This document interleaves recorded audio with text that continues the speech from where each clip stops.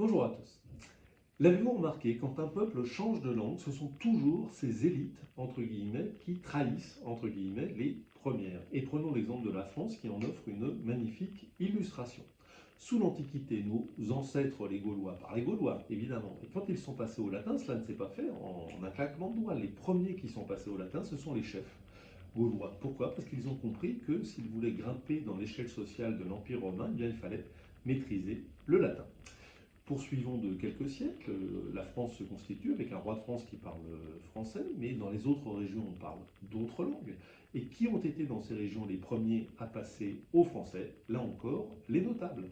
Je prends l'exemple du Parlement de Toulouse, Toulouse terre de Languedoc, prestigieuse avec ses troubadours, sa tradition écrite de plusieurs siècles. Et bien les membres du Parlement de Toulouse sont passés au français sans que personne ne le leur demande. Et oui, mais pour eux, c'était une manière d'adresser un signal au pouvoir royal et d'espérer ainsi être promu. Arrivons à aujourd'hui, aujourd'hui nous parlons français, certes, mais vous l'aurez remarqué comme moi, il y a de plus en plus d'anglicismes. Et quels sont ceux qui, dans la société, diffusent le maximum d'anglicismes, les promeuvent, les lancent?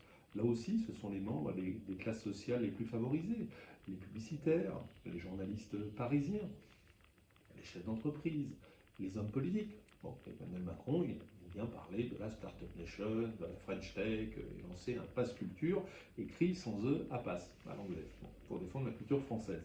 Voilà, ce sont toujours les mêmes mécanismes. De quoi s'agit-il? Maîtriser l'anglais, c'est espérer en France grimper dans l'échelle sociale du pouvoir, c'est paraître moderne en utilisant la langue de la grande puissance économique du moment. Ça n'est plus l'Empire romain, ce sont les États-Unis. C'est aussi se distinguer du peuple, ce peuple qui bêtement continue à parler français. Quelle idée entre nous de parler français entre francophones. Voilà, c'est comme ça sert à ça. Le pouvoir est toujours un langage. Notons toutefois que cette fois-ci, il n'y a pas eu de conquête militaire. À ce que je sache, les États-Unis n'ont pas envahi la France, donc quelque chose m'a échappé dans l'actualité récente.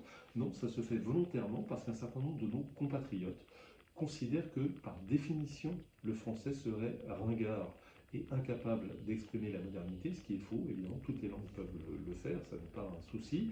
Mais en tout cas, ça traduit un phénomène que les linguistes connaissent bien, puisqu'on a pu l'observer et en France et dans d'autres pays du monde. Et évidemment, ce phénomène, cela s'appelle la honte de soi.